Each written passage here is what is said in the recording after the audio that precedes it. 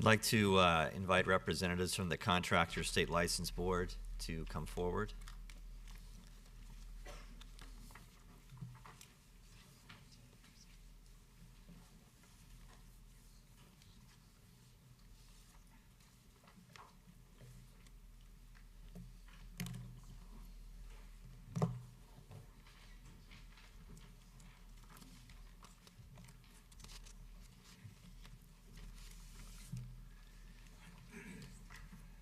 Welcome to our joint hearing. I'd invite you to please introduce yourselves and provide an overview of the issues that were raised in our background paper would be great, and I'm sure there'll be some follow-up questions from there. So please, welcome. Good morning, members. My name is Kevin Albanese, and I am a contractor member on the State License Board. With me is Tanya Corcoran, Chief Deputy Registrar, and the Registrar, Mr. David Fote. As I said, I'm Kevin Albanese, and I'm honored to serve as a member of the Contractors License Board and as a past chair. You will hear me refer to the board as the Cslb in our comments. I've been on the board for 6 years, and it's been a great experience, and I appreciate the opportunity to serve California. As you've heard from other regulatory programs that have come before you today, CSLB's primary mission is to protect consumers. That mission is at the center of everything we do.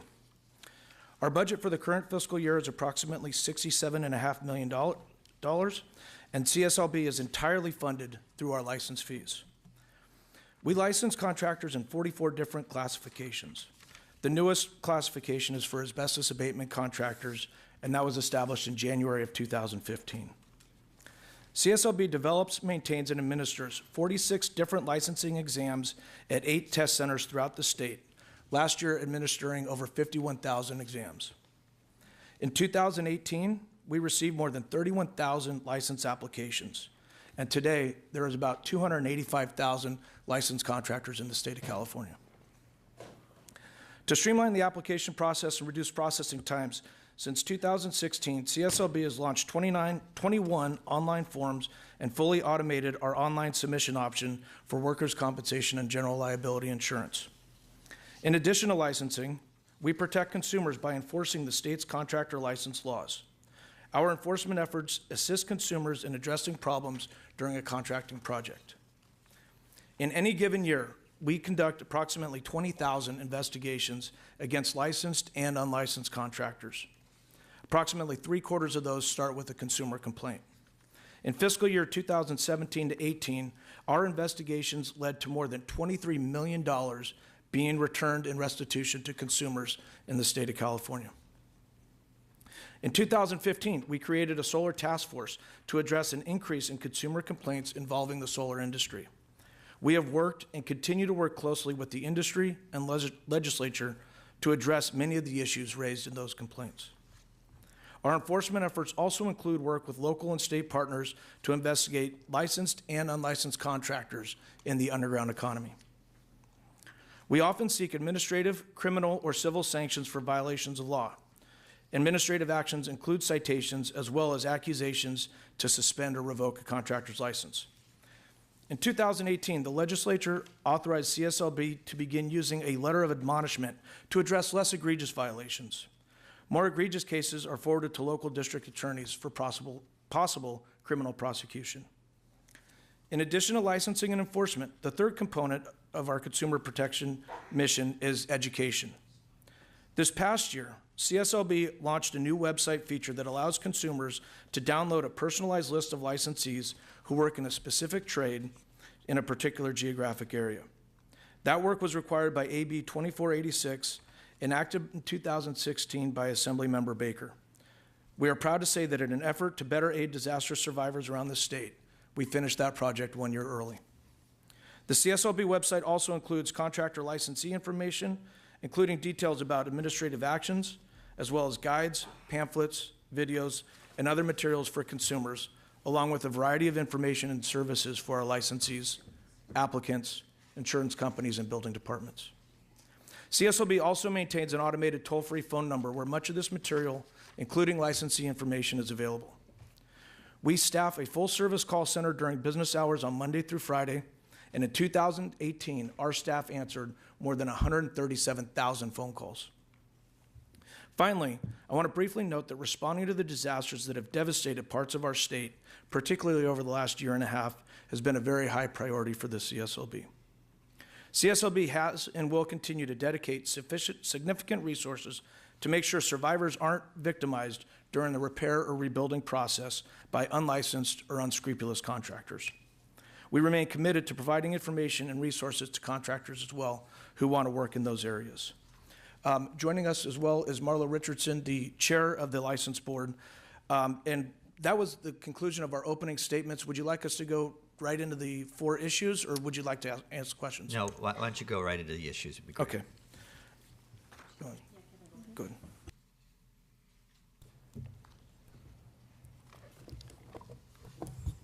Sorry. CSLB has 407 authorized positions, and over the past year, staff has made a lot of progress in reducing our vacancy rate, which is now consistently around 20 positions or less than 5% of our workforce. This success is due in large part to our in-house personnel unit and the great relationship we have with DCA's Human Resources team. Our staff is also adaptable. In the past 2 years, CSLB's disaster response, the number of complaints, and the total intake of applications have all increased significantly. Even so, CSLB continues to implement new licensing efficiencies, such as providing online fillable forms to help keep processing timeframes low. CSLB also encourages cross-training of staff so that they can quickly be redirected for unexpected events like disaster response to minimize the impact on workloads in both licensing and enforcement. CSLB also has a robust training program, including in-house enforcement academy. It also utilizes outside independent trainers, most recently to conduct a leadership training for managers and supervisors. CSLB also regularly uses DCA's solid training programs. Should we continue to see increases in our workload, however, we may seek additional staff through the budget change proposal process. Kevin? Thank you. I will address also issue number 4, the fund condition that was prepared by the Joint Committee's background paper. Over the past 4 years, a series of expenditures drove up our spending by almost $3 million per year, resulting in our reserves dwindling. This was largely due to increases in operational costs, significantly in personnel, statewide pro rata, disaster response, and one-time expenditures for facilities. And please note also that we went 6 years before implementing and asking for a fee increase, which we received in 2017. And we really appreciate the Legislature, the Department of Consumer Affairs, and the Governor's Office in supporting that. That 2017 fee increase was projected to produce an additional $5 million in revenue annually to ensure our budget remains balanced. In addition, we've seen an 11% increase in applications just since October of 2018. Halfway through our current fiscal year, we are on pace to exceed our revenue projections for the year. And with this additional revenue generated, we project our funds to maintain a steady reserve of 2 to 3 months. The board continues to be fiscally prudent with its resources, and staff provides budgetary updates at every meeting. Finally, although we don't intend to raise fees at this time, if we do have an unforeseen increase in cost, we can address them by raising fees to the statutory maximum, so we still have some room there. Moving on to issue number 8, the enforcement priorities for consumer protection and public protection, for consumer and public protection. Allocating CSLB's enforcement resources to investigate licensed versus unlicensed contractors is an ongoing balancing act.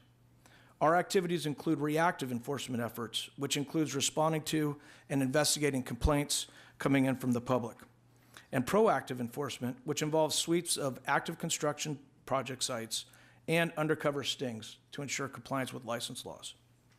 To maximize consumer protection, the majority of our enforcement division staff are charged with handling, mediating, and investigating consumer construction complaints. As stated in my opening comments, more than 20,000 investigations were conducted last year, approximately 15,000 of which were initiated by consumers. Of those complaints, about 70% of the complaints were against licensed contractors versus 30% against unlicensed.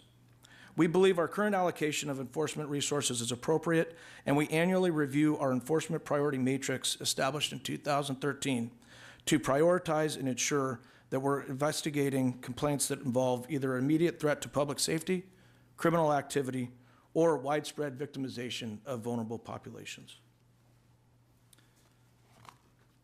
And the last one is on workforce and disaster response. This is issue number 9 in your report. We take disaster response seriously, and that's why we cross-train our staff to ensure we can quickly and appropriately redirect our resources in the event of an emergency. We have been proactive in responding to the disasters over the past few years, especially helping to educate survivors who need to hire someone to repair or rebuild their homes.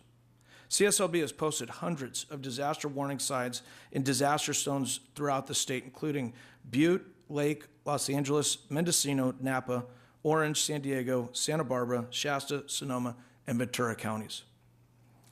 We've also participated in numerous rebuilding workshops for survivors and contractors looking for work in those areas, and have made other educational information available in the assistance centers and other locations throughout the state. As far as workforce development, for almost 30 years, CSLB has served as a conduit for the industry to help fund the education of the next construction leaders. Our team oversees the Construction Management Education Sponsorship Act, which funds grants to university construction management departments. In doing so, we've dispersed over $1.3 million to 7 different universities since 2002. In addition, we have excellent government, community, and industry partners that help us address workforce development concerns. We have developed partnerships with Division of Labor Standards Enforcement, Division of Apprenticeship Standards, building officials throughout the state, the Labor's Union and other craft trade unions, and the North Coast Builders Exchange, just to name a few.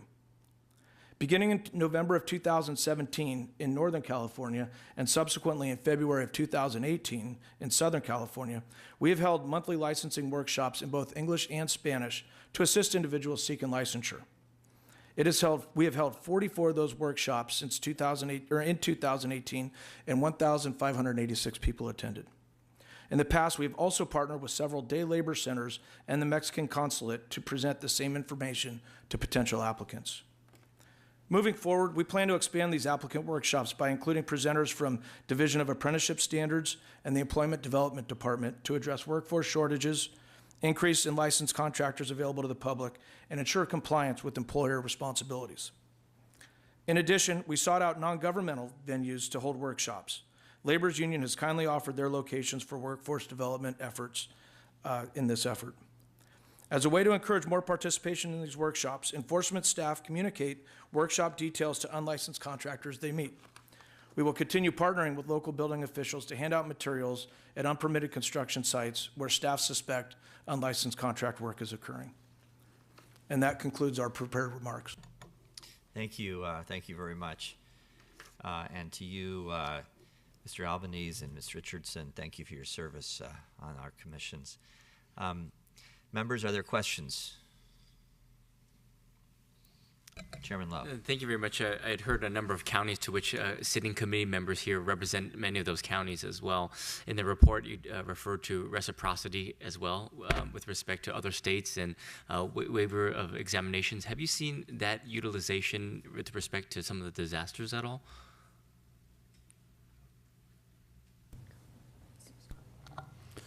Yes, we are members of the National Association of State Contractors Licensing Agencies, and they've been very helpful to us in encouraging contractors from other states to come in and provide services to our consumers. And a good example of that would be when we had a shortage of well drillers. We were able to send a bulletin out through that national organization to other states and encourage contractors to come in. They would have to obtain a license in most cases and obtain a license, but they can then contract. We're also exploring reciprocity agreements or exam waiver agreements with other states. Most recently, we've entered into an exam waiver agreement with the state of Louisiana for their commercial general builders contractors exam. And so the intent, I assume, is then should there be a shortage of workforce that we have an opportunity to have individuals come into the state and vice versa? Absolutely, and I would want to emphasize that we do prioritize those applications. So while it may be a state that we have an exam waiver agreement with, like Nevada, Arizona, and Utah, even if it's another state, we still prioritize that application. We provide them assistance on preparing to take the exam if they need to, or they can become licensed by having a qualifier on the license, somebody that's already licensed in California. But yes, we absolutely encourage out-of-state contractors to come in and meet the need. Great. Thank you very much. You mentioned the disasters that have fallen our state over the last year or two, and certainly it's an issue of great concern to us, and I know to you. Can you address a couple issues there? I mean, you mentioned that you've been active in posting notices in the affected areas, but what are some of the enforcement issues that you are dealing with in these areas? Yes, if I may. We've developed a very quick response with the Department of Insurance. They have direct responsibility for the claims adjusters that come into the areas. They are also full law enforcement officers. So what happens when you have a disaster is we are immediately contacted by the Governor's Office of Administrative Emergency Services, and with them we staff the local assistance centers, the disaster recovery centers, so that we have a presence right away. Once you're able to get into the area, we partner with the Department of Insurance to post our signs, to be looking for unscrupulous and often criminal behavior within those areas. We also work very closely with the different industry partners that we have. And we may have with us today the North Coast Builders Exchange, who has members in most of the Northern California disaster areas. And while that's important because they're able to identify contractors, or I want to say not necessarily contractors, but unlicensed individuals that have come in to harm consumers. So it's all about having that outreach. It's about having a presence, conducting sweep operations, and then working very closely with the district attorney to conduct undercover sting operations. And we, not too long ago, did a press conference with the district attorney for Marin County. I think that was very well received. So it's a coordinated effort. It's not just a contractors board. It's working with the community, with the local government, and with the Department of Insurance. So thank you for sharing that. And I'm still trying to understand, effectiveness. So being present, partnering, communications, all good things. But how do we assess your effectiveness in trying to minimize fraud, particularly in these cases of disaster? How can we assess that? How do you assess it? Well, the first way we would assess that is that we go back to the Northridge Earthquake. I believe that was in the 80s. 94, 84? 94, 84? I think it might have been 84. Yeah. So in the the Northridge Earthquake, we didn't have this type of an approach. I was, at that time, working for the Contractors Board. We didn't have that kind of approach. And what happened is that we received so many consumer complaints that we had to open a branch office to handle them all. The complaints filed by consumers were overwhelming. And that's when we realized that when there is a disaster, we need to have more of a preventive approach. We need to be out there, putting the information out, just helping these consumers understand that they need to take time in selecting the contract, not rush into something. So what we first look at is if we're being successful, in large part is because consumers are not coming to us saying they've been financially harmed. I think that's very important. It's also working with the building departments to ensure the contractors obtaining the permits are appropriately licensed, and that we don't have, there's signs to identify unlicensed activity, with the building department, and one would be an owner-builder permit. You don't want to see that. You don't want to see unpermitted work. And then from our industry partners that are trying to obtain these contracts, are they reporting that they're not able to obtain the contract because they're losing it to an unlicensed person? But the number one thing is hearing from the consumers who we serve to make sure that they're not being victimized and coming to us with these complaints. And that's what we haven't seen in the last few years, because we have taken a proactive approach. Well, that's good to hear. And I'm certainly encouraged by your optimism that consumers are better protected now. Maybe switching gears for a moment, there's been some concern about the contractor's bond amount of $15,000 and whether or not that is sufficient or not. Could you comment upon that? Well, I believe it's something that our board would like to look at. We have, in prior sunset reviews, discussed raising the bond, and during those hearings, there was opposition from some of the insurance companies because of the requirement that you'd have to perform underwriting. But I do think it's something that I think our board would be interested in considering. Kevin or Marlo, would you like to add something to that? No, I think it's something we definitely look at considering. You know, 15,000 is not a huge dollar amount to a harmed consumer. You know, we're also looking at trying to keep the barriers to licensure down and allow people qualified people into the industry. So I think that's the balance. If I remember right, a couple of years ago, we increased the bond amount to 15,000 from 12,500. That's right. And eliminated the cash deposit as an opportunity for contractors. So that would be our balance, and it's certainly something we could look at. And what's the cost to a contractor of the bond typically at that level of 15,000? I would be speculating. I don't believe it's much, but I think the concern, as Registrar Folk pointed out, would be the underwriting and the ability for contractors to get a bond of, you know, $25,000 or $50,000 for that. But isn't the underwriting to ensure that the person has the financial means in which to work in this area? Absolutely. And when we license contractors, we're licensing contractors that do, you know, $300 bathroom repairs, or $500 bathroom repairs. Anything under 500, you don't necessarily need a license. To these mega, you know, multinational companies that are building, you know, skyscrapers and bridges. So it's that balance. Right. Well, I certainly would appreciate your review of that, and I'm not making a judgment one way or the other, except to know that a lot of work, that's a pretty low threshold, right? And I don't know what percentage of work that you find would fall beneath that in a typical home. But and I share your concern about access and how this may affect costs. But I'd be interested in evidence that make it clear that costs are going to create issues. So I appreciate you looking at that. Any other comments or observations or from the panel? If not, I'm going to open it up to public comment. Invite anyone who'd like to share their thoughts to come up to the microphone and hopefully briefly speak. Please identify yourself. Hi, Maria Garcia with Greenberg Traurig here on behalf of the California Landscape Contractors Association. Very appreciative of the work the board has done with our trade, both in the underground economy activity and enforcement, and in addition to helping maintain the professionalism of the C27 licensure, which our members all maintain, 1,200 members across the state. So thank you. Good morning. Richard Markison on behalf of the Western Electrical Contractors Association, the Plumbing, Heating, Cooling Contractors of California, the American Fire Sprinkler Association, and the Independent Roofing Contractors of California. I've had the good fortune to have worked with the last 3 registrars, a number of the board members and staff. All of my clients strongly support the continuation of the board. And to your question, Senator Glazier, I've witnessed how seriously the board takes into account the balance between making sure that the consumer is protected by an adequate bond and insurance without creating bars to new entrants to the field. Construction is a very popular area for young men and women who've learned the construction trade either through craft training or through an apprenticeship program to become an entrepreneur and to enter the workforce as a practitioner.